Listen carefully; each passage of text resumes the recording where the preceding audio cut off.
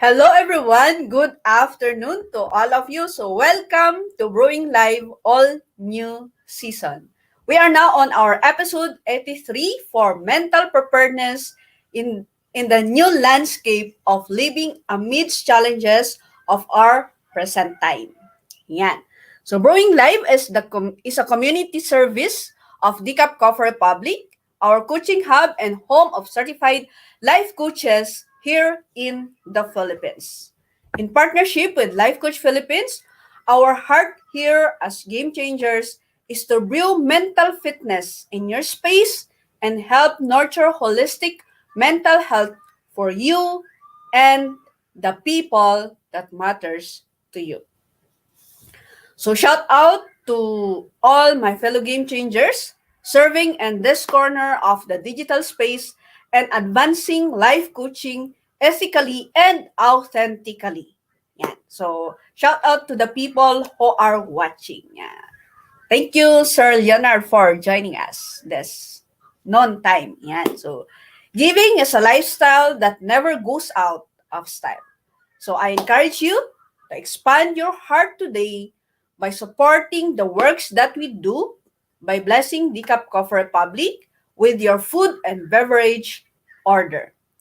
We have delicious vegan meals and fresh guyabano for easy switch to healthy eating, and we also have sausage platter, waffles, and cakes for your favorite and classic comfort food. Yan. So please check our FB page for the menu of sumptuous meal and refreshing drinks, or connect with Coach Rezzhel to 0917-586-1661 to bring Decaf Coffee Republic experience to your place. Yan, because these products from Decaf Coffee Republic, they are healthy products that they can deliver wherever you are. Because we are here in Benguet, and yeah, we received some of those products from Decaf Coffee Republic, and my little kid, yeah, enjoyed the pita chips. Yan. So just yesterday. So we are open from 9 a.m. to 7:30 p.m. for your order on pickup and of course delivery. Yan. So for other ways to support our community works, you may now give us some stars. Yan. So may mga stars yan sa comment section. Pag andyan ka sa comment section, may nagpapakitang stars dyan. So you may give us some stars or love gift through fund transfer. Just check the caption of this video for bank info and or GCash account. Yan, para ma-send nyo. Kasi nasa digital stage na tayo ngayon and we can transfer naman easily. Okay? So, if you just joined us in, yan, welcome and thank you for being here. You may circulate the link of this video to invite your friends to watch with you. Para sa ganon, they will also receive some nuggets from this session. Yan. You may also tag them in the comment below and give them some shout out. Encouragement, motivation, and best, just acknowledge and express gratitude. So thank you for being here today. So as for me, let me give my shout out to fellow mental model collectors inside Be Learning Society by Master Coach A. Special mention to yan, fellow bronze badge holders sa mga nakatapos ng 3 months or the first 3 months ng classes. So we just had this 5th month last Saturday. It's all about the multiplier skills, mental model mastery. And in this class, it really taught us that we have to know or we have to be mindful what we are learning. Yung ba natututunan natin is it helping us to help us on our to level up our knowledge, to is it in alignment with our core values? So yung mga pinapasok natin na mga learnings sa mga online classes, are we enrolling to that classes because it supports our mission, or we are just wasting time. We are just wasting our own money just to be a part of that course. Para sa ganun masabi na part ka ng course na yan or part ka ng learning na yan. So this mental model on the multiplier skills really taught us. Yan, tinuro sa amin kung paano tayo mag-filter ng dapat na information na ipapasok natin sa atin. Kasi we have a lot of information, especially in the digital stage, digital space, and we have this ability or we have this control, we have the power to choose what information we are taking in. Yes, for me before, I'm guilty. I just enrolled to some courses because of curiosity na ano ba to, ano ba yan. But then when I started that course, wala na, hindi ko na siya natapos. Kasi hindi ako nag-investigate. Hindi ko siya nakita na ito yung tutulong sa mission ko. Ito yung magle-level up sa whatever skills that I have. So with that mental model masterclass, it's really awakening for me na curious sa learning. So I have to be mindful kung ano ba talaga ang natututunan ko or ano ba talaga yung mga information na tinitik ko. Kasi ako din naman yan. So whatever I'm taking in, yun din ang malalabas ko. So pag maganda yung tinitik ko na mga information, then maganda rin yung i-share ko sa iba. But if I am on that information na puro negative, puro bad news, siyempre sigurado yan, ilalabas ko yan sa ibang tao, mga bad news. So reminder for us is that be careful on the information we are taking in. So yun po yung some points or some pack-my-bag moments ko from our last class. So if you are not yet a smart holder of B-Learning e-card and you are still missing all the perks that we enjoy, then today is the best time to take action. Not tomorrow, not next week, or not next month. Yan. So connect with Coach Rezzhel to 0917-586-1661 to join the B-Learning Society, the 10th maker of B-Learning homes for mental fitness. Yan. So in this, you will enjoy 5% food and beverage discount from Decaf Coffee Public and get full access of Mental Model Masterclass by Master Coach A. And before, we usually do the classes every third Saturday, but then starting October, we are doing it every fourth Saturday. So this coming Saturday, this coming next month, October, we will be doing it on the October 23, that is 7 p.m. It's all about thought leadership, mental model mastery. So if you're not yet a part of this, then connect with Coach Rezzhel. Para sa ganun, you will also benefit from what we are benefiting being a member of this or being a holder of this card. Yan. Kasi yung classes na yan, isa pa lang yan sa benefits natin. So aside from the discount from the products of Decaf Coffee Republic, another benefits is that number 3 is it's all about the 90 minutes coaching session with senior coaches from Life Coach Philippines. And with this, my experience being coached by the senior coaches from Life Coach Philippines is that akala ko, yung mga tanong, mga sagot ko sa mga toolkits, okay na yan. But then when we had that coaching session, it made me realize that hindi pala enough na ako lang ang gumagawa ng toolkit. Or, hindi pala enough yung paglagay ko lang sa mga ideas ko doon, yung mga sagot ko doon. But then, I have to have these coaches to process it with me. And that's where I appreciate life coaching. Because with these experiences, na akala ko, yung mga skills na yan, is nag-filter na ako eh. Yung mga skills na sinulat ko is, yun yung gusto kong i-push through. Yun yung gusto ko na ituloy. Or yun yung gusto ko na gawin. But then, may mga hindi ko pala nasulat na mga competences ko na napagdaanan ko. Na supposedly, kasama po yun. For me to have really combined those skills, para sa ganun, lalabas talaga kung ano yung dapat para sa akin. So that's where life coaching really works. So connect with Coach Rezzhel to 0917-586-1661 and see you on October 23, Saturday, 7 p.m. Yan. So moving on, for today's episode, I will be sharing about mentally stronger and strong-minded you. Yan. So please do tag your friends and forward this video link and invite others to join our conversation on mental preparedness. Because in these times of pandemic, in this time of challenging times, these challenging times, we have to be mindful on our mental preparedness, on our mental health.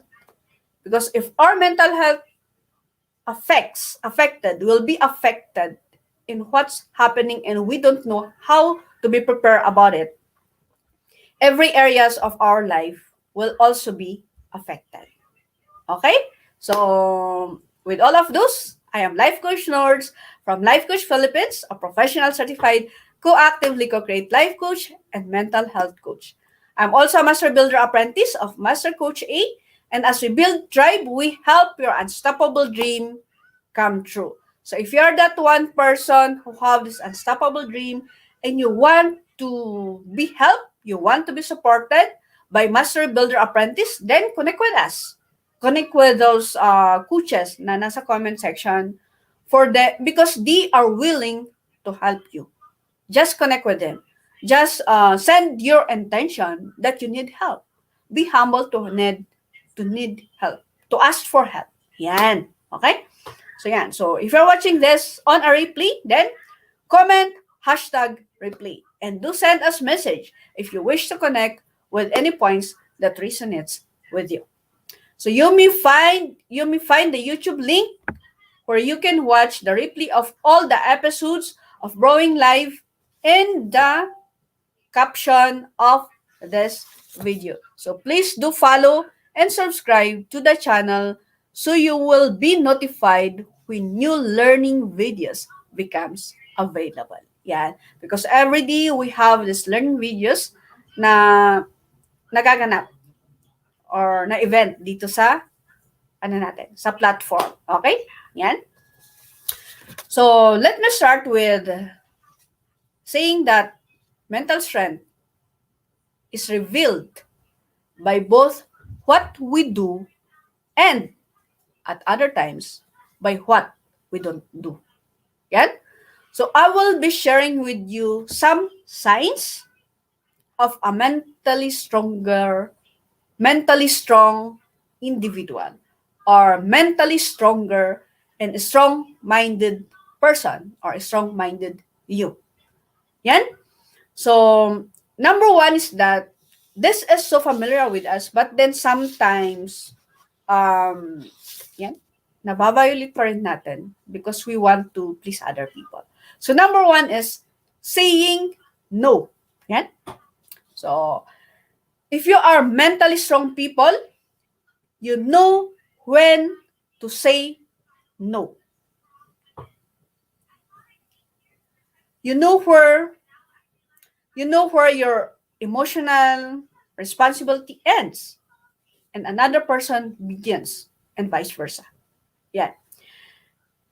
And if you're that person, you feel comfortable standing up for themselves, for yourself. Yeah. And you learn that saying no to boundary violations, aggressions, and unjust behavior benefits you in the end. So being mindful that saying no to others because you have these boundaries, you have this commitment to yourself, to your time, to the people you want to connect. So instead that saying yes to their invitation, be careful. Be mindful of the intentions as well. So if you are that strong person, if you're that mentally strong person, you don't feel shame and guilt about it. And instead feel the liberation and freedom if you say no to others. Yeah? So saying no helps us be healthy and ourselves. Be mentally fit or mentally strong because we know our boundaries and we honor, respect our boundaries. Yan, so number 2 is not trying to please everyone. Most often, yeah, I do that before, but then because of the learnings that I've got here in Life Coach Philippines, in the CACC Republic, I've already learned a lesson. Yeah. Because the truth is, no matter who you are and what you do, there will be people who dislike you. Hindi lahat gusto ka nila. Yan. Because you don't like everybody, right? So it's only natural that not everybody will like you. Yan. So mentally strong people don't aggress against or mistreat others, but also accept that social rejection is unavoidable and that's okay. Okay lang po yan. That accept that not everyone likes you, not everyone you like them. Yeah. So it's a matter of choosing the people whom you are with, choosing the people na kung saan ka mag-spend ng time mo. So not trying to please everyone is one of the signs that you are mentally strong and strong-minded person. Yan. So number 3, next is that healthy relationships.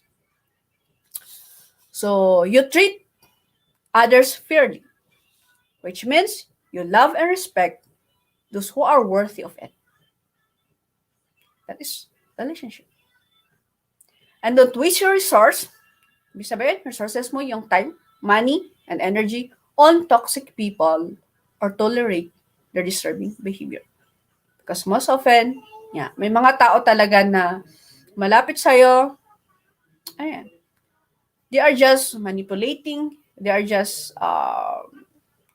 giving you messages that is negative, and it doesn't help you.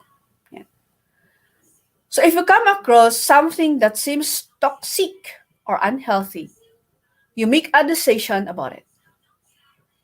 You are responsible of your decision.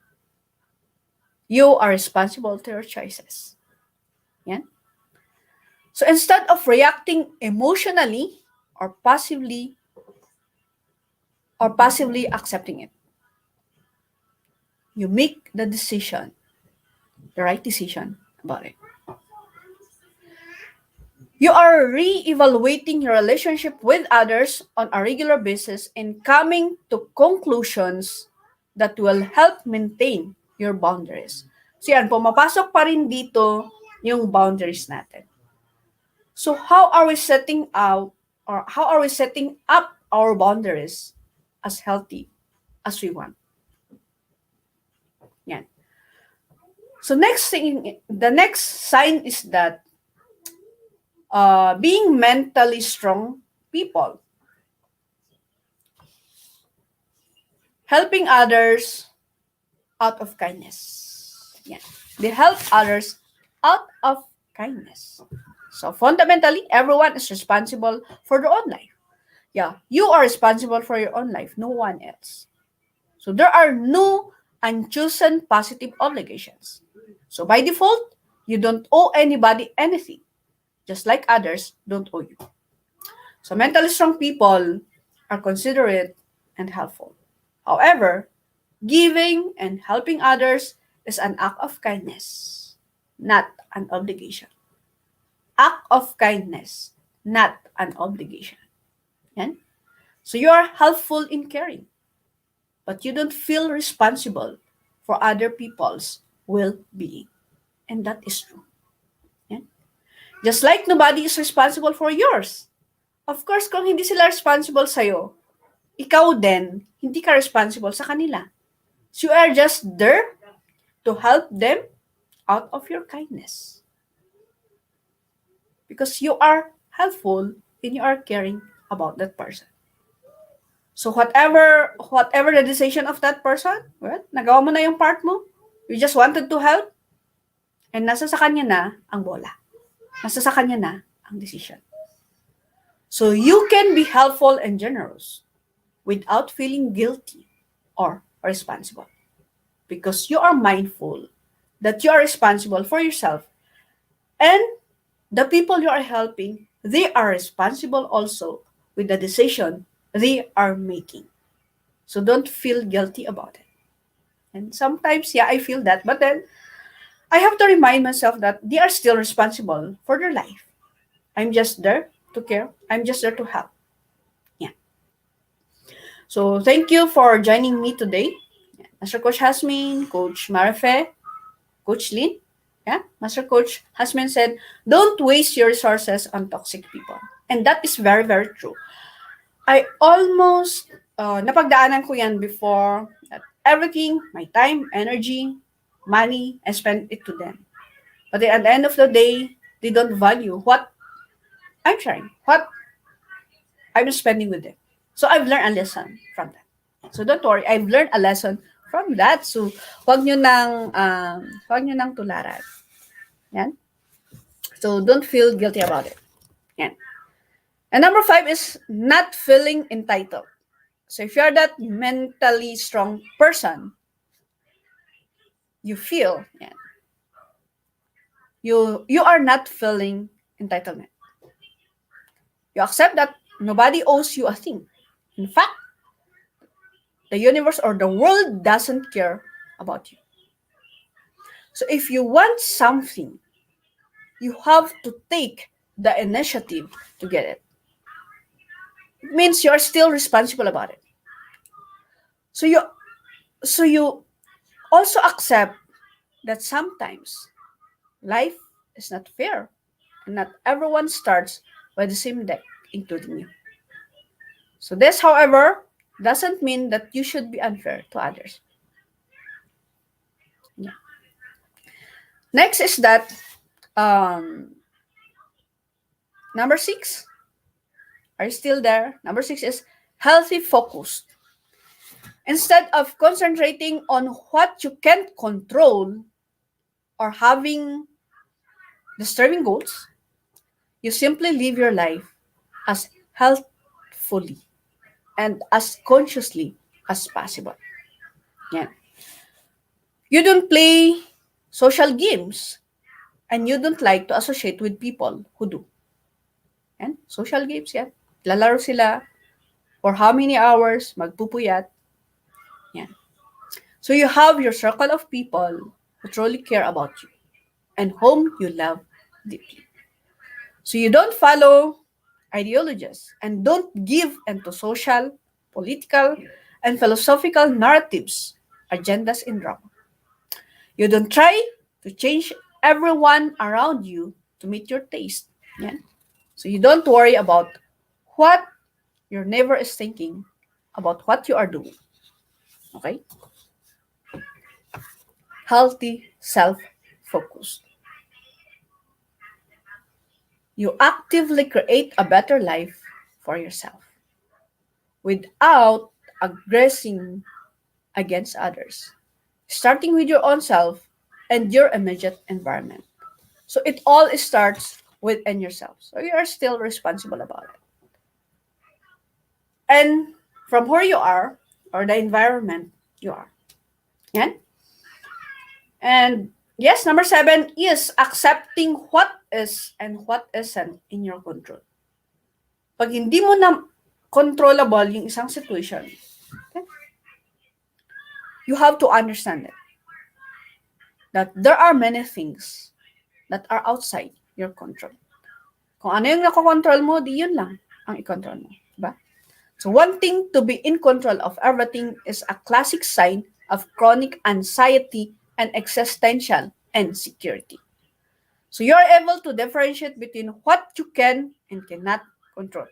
So shifting focus from things that are in your control results in feeling better, discovering new options and opportunities, and overall happiness. So focus on the things that are not in your control. Shift focus from the things that you are not in control. So, ang focus mo ngayon is the things na nakokontrol mo. Kasi pag nag-focus ka doon sa hindi mo siya na-control, then wala kang magawa talaga doon. Hindi mo siya makontrol eh. So, just focus on the things that you can control. Yan. Para sa ganon, flow lang. Para sa ganon, okay, hindi ka masyadong ma-disappoint. Hindi ka masyadong ma-distract. Yan. And next is that proactivity instead of passivity or reactivity. Yan. Be proactive. You recognize that you are responsible for your own life. So if there is a problem, you can weigh your options and make a decision. And you still make the decision for it. Passive or reactive people are rarely aware that they are making decisions in their life. Proactive people are mindful of their emotions, thoughts, and motives. So you enjoy living your life even if it is challenging. So be proactive. Be proactive. Yan, so those are some of the signs. So if you have those signs, then you are mentally a strong person. So if you lack some of those signs, then maybe it's time for you to connect with life coaches or to connect with other people para sa ganon, you will be helped for whatever help that you need. Because yes, everyone needs help. And also, ako naman din, I really need help din naman. So, I am not an excuse. So, I'm honest. I honestly say that I still need help. Even though I am a life coach, I still need help. So, I'm encouraging you sa mga tao na you want to be mentally strong, to be mentally stronger and facing these challenging times, then I'm encouraging you to connect with life coaches. Help is available 24/7. Just connect at 0917-586-1661. Okay? So before I end this conversation with all of you, I would like to share these reminders to yourself every day. Para sa ganun, you have this mentally stronger and stronger-minded you. Yan. Okay? So number one is, sometimes you have to do what's best for you and your life, not what's best for everyone else. So that's a reminder to yourself. And next is number two is, never feel guilty about removing toxic people from your life. You don't owe them anything. Number three, sunsets are proof that no matter what happens, every day can end beautifully. Every day can end beautifully. Just be positive about life every day. Number four is that the happiest people in life are the giver, not the getters. So just keep on sharing your message. Just keep on being generous to other people, your time, your effort, your knowledge, your wisdom. Yeah.